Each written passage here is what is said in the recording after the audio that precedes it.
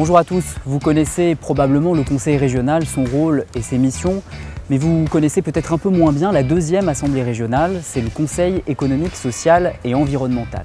Le CESE, c'est l'assemblée consultative de la région. Elle est placée aux côtés du Conseil régional, auquel elle fournit régulièrement des analyses et des recommandations sur des sujets incontournables pour l'avenir de la Franche-Comté.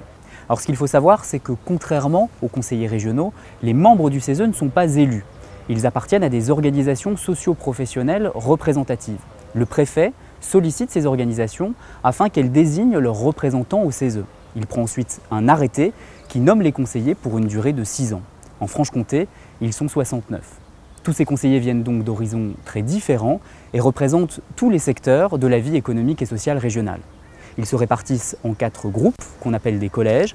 Le premier collège est composé de représentants des entreprises et des activités professionnelles non salariées.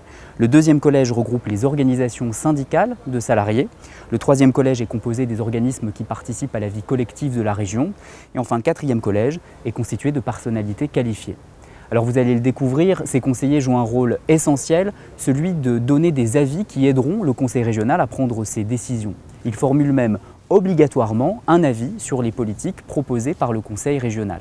Et puis le CESE conduit aussi ses propres réflexions à son initiative ou à la demande de la présidente du conseil régional.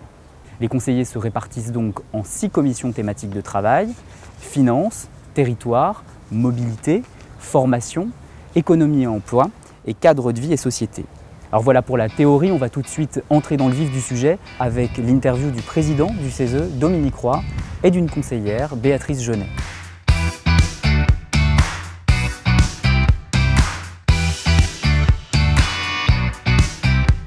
Bonjour Béatrice Genet, bonjour Dominique Roy. Alors bonjour. Cette nouvelle assemblée a été installée le 18 novembre 2013, renouvelée à 55% avec beaucoup de nouveaux entrants. C'est un nouveau visage, un nouveau CESE qui se dessine, Président? C'est un véritable renouvellement puisque tout d'abord il y a un nouveau président qui succède à Jean-François Robert qui le fut pendant près de 18 ans et surtout président d'une nouvelle équipe, puisque les règles fixées par l'État étaient très claires, il fallait féminiser et rajeunir. Et nous avons tenu l'objectif, ou le cap, comme dirait quelqu'un au plus haut sommet de l'État, puisque nous sommes le premier CESER en France à avoir atteint l'objectif de féminisation, donc près de 49%. Alors ces changements et votre élection, Dominique Roy, se sont accompagnés également de nouvelles méthodes de travail, d'un nouveau mode de fonctionnement. Vous parlez notamment d'une gouvernance resserrée. Qu'est-ce que ça signifie ?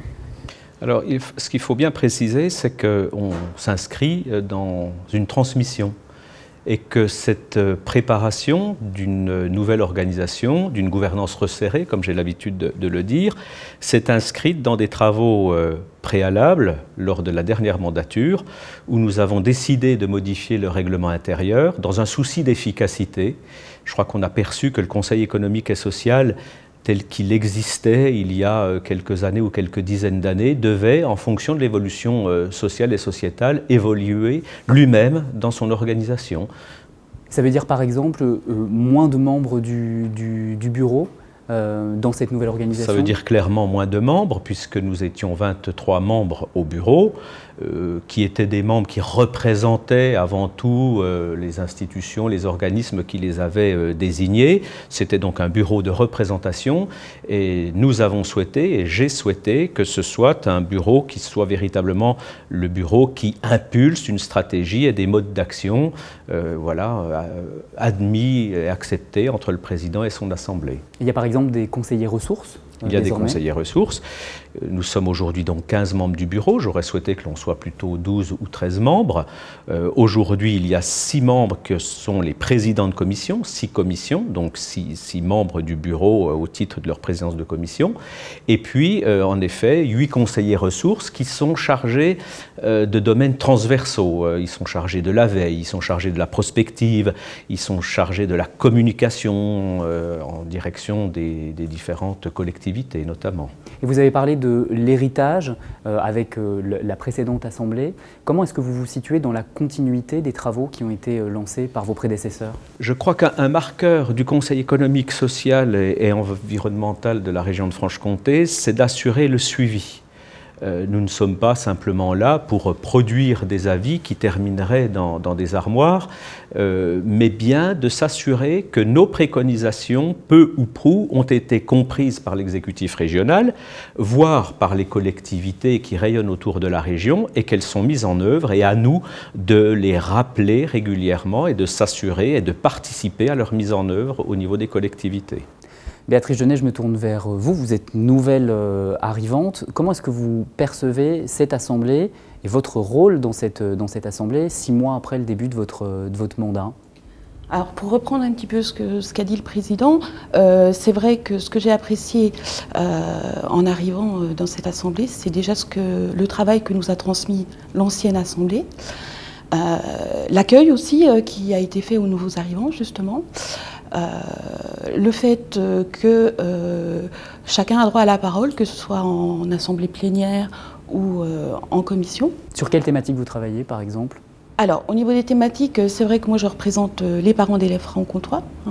Donc j'ai choisi de m'appliquer dans les commissions cadre de vie et société et formation, et d'être rapporteur par rapport à tout ce qui concerne les lycées. Et comment vous voyez votre rôle de conseillère?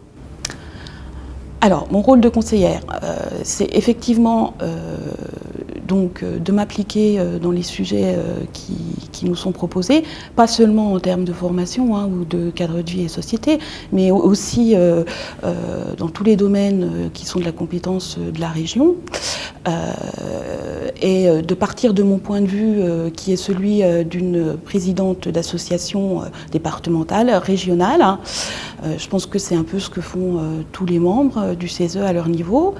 Et effectivement, d'apporter au débat, de donner sa position pour que nos propositions, en fait, au niveau des élus de la région, soient des propositions et des pistes de travail qui soient les plus adaptées possibles, en fait, aux acteurs de terrain et au territoire. Et puis on va parler de l'avenir aussi. Comment est-ce que vous envisagez la place du CESE à l'avenir dans le paysage social et institutionnel franc-comtois? Est-ce qu'il y a des choses à créer, à imaginer? Je sais notamment que la relation avec les citoyens, c'est quelque chose qui vous tient à cœur. Oui, je crois qu'on parle beaucoup, alors d'une part, que le Conseil économique et social, c'est la représentation de la société civile organisée. Bon, ça c'est une chose. On parle beaucoup également de la démocratie participative.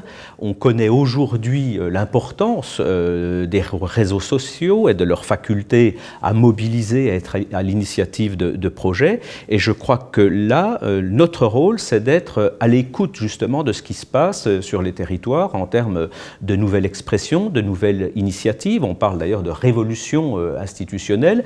Cette révolution institutionnelle, nous devons d'autant plus nous y préparer et jouer notre rôle que des grands chantiers s'ouvrent, comme celui, par exemple, de la fusion Bourgogne-Franche-Comté. Merci à vous deux. Je vous propose maintenant d'aborder des aspects pour le coup très concrets. Comment les conseillers travaillent-ils? Comment élaborent-ils leurs études? Je vais leur poser ces questions.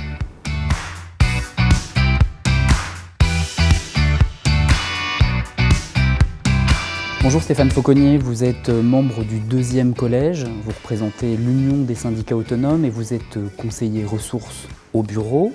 Christine Noël Baudin, vous êtes membre du 1er collège représentant le MEDEF et présidente de la commission formation. Et Gérard Magnin, vous êtes membre du 3e collège en tant que personnalité qualifiée choisie par le préfet au titre de vos compétences en environnement et développement durable.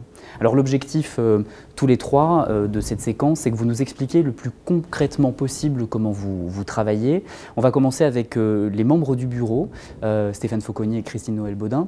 À quoi sert le bureau, Christine Noël Baudin? Alors, le bureau du CESE, c'est bien sûr l'instance de pilotage du Conseil économique. C'est une instance qui va fixer les priorités, qui va organiser le travail et bien sûr les réflexions qui vont être menées dans toutes les commissions, instances de travail.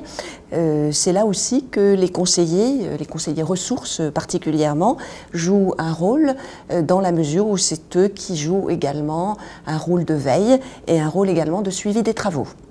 Alors afin de mieux comprendre votre rôle, on va entrer dans le concret. On va essayer de comprendre comment vous travaillez, par exemple lorsque vous choisissez de vous lancer dans une nouvelle réflexion. Comment est-ce que ça se passe? D'où vient l'idée? Et comment est-ce que vous la validez, Stéphane Fauconnier? Alors, les idées et les pistes de réflexion, on en a à foison.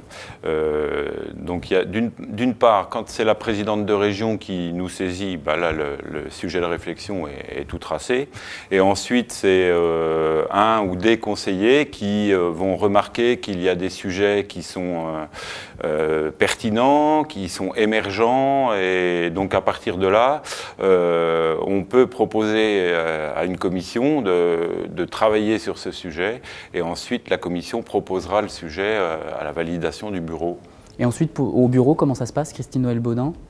Alors au bureau, bien évidemment, c'est la commission ad hoc qui va présenter donc, une note d'attention au bureau. Le bureau donc, validera cette proposition en s'appuyant principalement sur 3 priorités. La première, c'est que le travail doit être de portée régionale, puisqu'on est Conseil économique, social et environnemental régional. La deuxième priorité, c'est que ce travail proposé doit apporter une vraie valeur ajoutée donc, dans le cadre de cette proposition. Et puis, la troisième priorité, ce sera que les préconisations qui seraient formulées dans le cadre de ce travail de commission puissent être réellement ancrées dans le terrain vis-à-vis des décideurs. Alors, une fois que c'est validé, ça se passe comment? Vous travaillez sur des sujets, des réflexions qui sont parfois techniques, complexes, que vous ne connaissez pas forcément. Vous rencontrez des acteurs, des experts, vous vous déplacez sur le terrain. Comment ça marche? Eh bien, vous venez un petit peu de tout résumer en quelques mots. Nous sommes des acteurs effectivement de terrain, puisque nous sommes issus de la société civile. Donc, nous avons toujours comme objectif d'avoir un regard croisé, puisque nous sommes issus à travers donc, les différents collèges de milieux très différents, très divers au plan également de nos secteurs d'activité, ce qui nous amène à avoir toujours un regard un petit peu neuf, j'allais presque dire un regard décomplexé sur la façon dont nous pouvons aborder des sujets, et cela nous amène bien sûr à s'entourer, puisque nous sommes un petit peu néophytes dans les sujets abordés, de s'entourer d'experts, d'acteurs également qui vont pouvoir nous apporter des regards très très ouverts, de façon à ce qu'ensuite on puisse les confronter. Parfois même ils vont nous apporter peut-être des expériences déjà vécues qui vont nous amener parfois, le cas échéant, à réorienter nos pistes de réflexion et puis à les approfondir le mieux possible. Alors ça, c'est pour l'approche très terrain de votre travail, mais il y a aussi une autre dimension beaucoup plus prospective. Je me tourne vers vous, Gérard Magnin. Vous êtes aussi dans ce rôle d'anticipation des évolutions de la société. C'est-à-dire que oui, on est pragmatique, mais en même temps, on est engagé dans une dimension prospective. On a la chance de ne pas être en situation de décision. Donc on a une liberté spéciale pour penser et pour essayer de penser collectivement avec les différentes parties prenantes. Et forcément, on est dans un monde qui bouge énormément.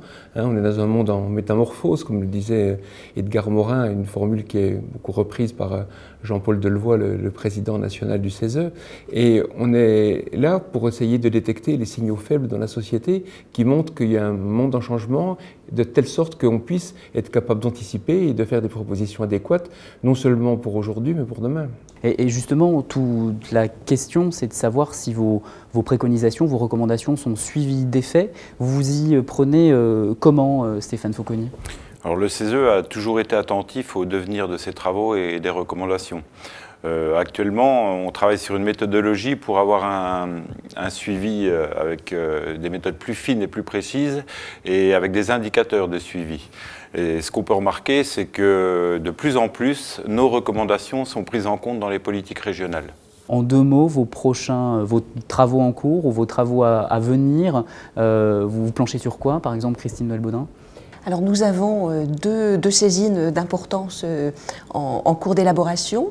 Une qui concerne un enjeu de modification de société et peut-être à la fois territoriale et au niveau du vieillissement de la population, qui est surtout donc prise en charge par la commission donc cadre de vie société et qui s'intitule pour nous santé et territoire. Donc ça, c'est un enjeu pris en compte par une des commissions. Et puis nous avons une autre saisine en cours qui est portée par l'ensemble des commissions, donc et par le bureau également, qui est également prise en compte par le Conseil économique de Bourgogne également, puisque cette saisine porte sur ce sujet qui est la réforme territoriale d'ampleur qui se prépare avec ce projet de fusion Bourgogne-Franche-Comté. Oui, d'actualité. Vous, Gérard Magnien, vos dossiers chauds en cours?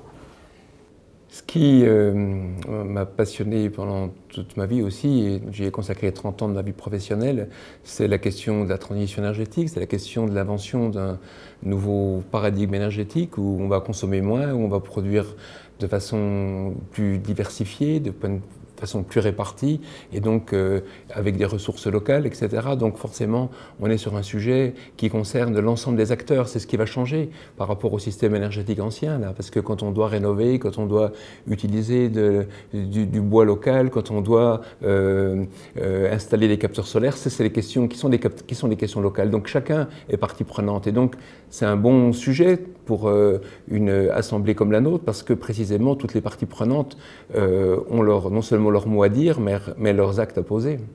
Merci à vous trois et merci à vous d'avoir pris le temps de découvrir cette assemblée. Si vous souhaitez aller plus loin, vous pouvez consulter toutes les publications du CESE sur son site internet.